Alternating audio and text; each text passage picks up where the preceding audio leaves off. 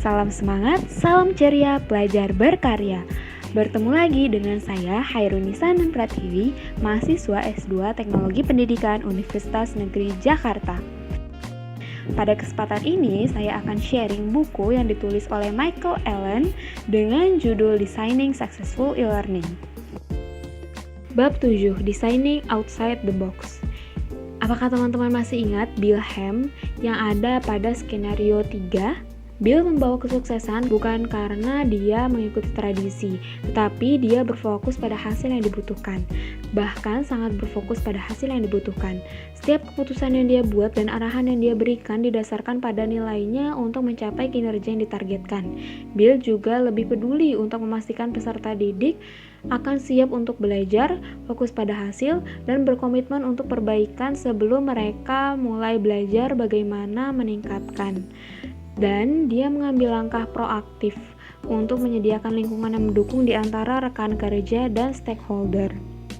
Terkubur dalam kotak, kita sering berpikir terlalu sempit tentang peran kita sebagai perancang pembelajaran, membatasi pekerjaan kita pada definisi tujuan, mengatur konten, memilih media, menentukan peristiwa pembelajaran, dan mengembangkan ukuran kinerja atau tes. Bukan berarti ini tidak lebih dari cukup untuk dilakukan, tetapi peran kita sebagai desainer instruksional tidak hanya untuk menerapkan prinsip-prinsip desain dan berharap itu yang terbaik. Itu untuk memungkinkan orang tampil di tingkat kompetensi yang lebih tinggi. Tampilan kotak dari tugas desain instruksional. Ada banyak variabel yang biasanya tidak terlihat dalam lingkup desain instruksional yang dapat merusak upaya instruksional atau memperkayanya. Kesuksesan menuntut desainer untuk berpikir secara luas tentang kehidupan nyata dan pengaruhnya terhadap pembelajar.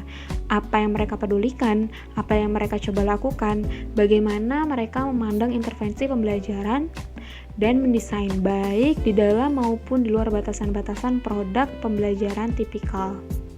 Perspektif yang lebih luas.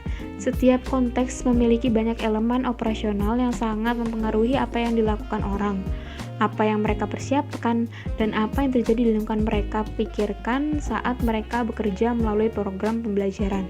Sebagai pembelajar menggunakan e-learning, mereka juga dipengaruhi oleh hal-hal lain yang terjadi dalam hidup mereka.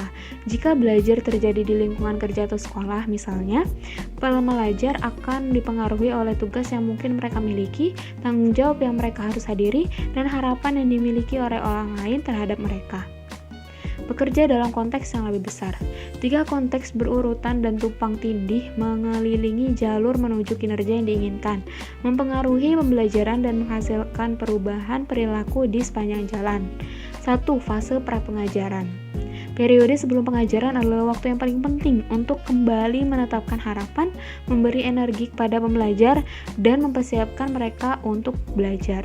2. Fase instruksi atau pembelajaran adalah di mana intervensi pengajaran yang terorganisasi terjadi dengan maksud memindahkan pelajar dari tingkat kemampuan dan kinerja saat ini ke tingkat yang lebih efektif dan berharga.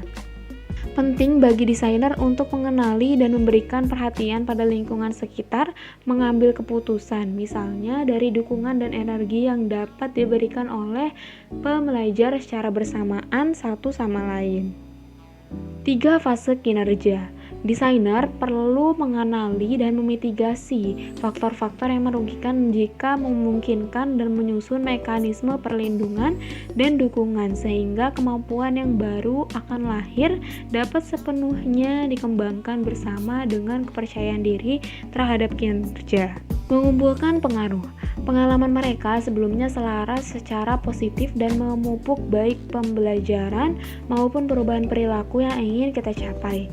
Di lain waktu, hanya ada sedikit pengaruh aktif. Mereka tidak mendukung perilaku yang tidak diinginkan atau menghambat perilaku yang diinginkan.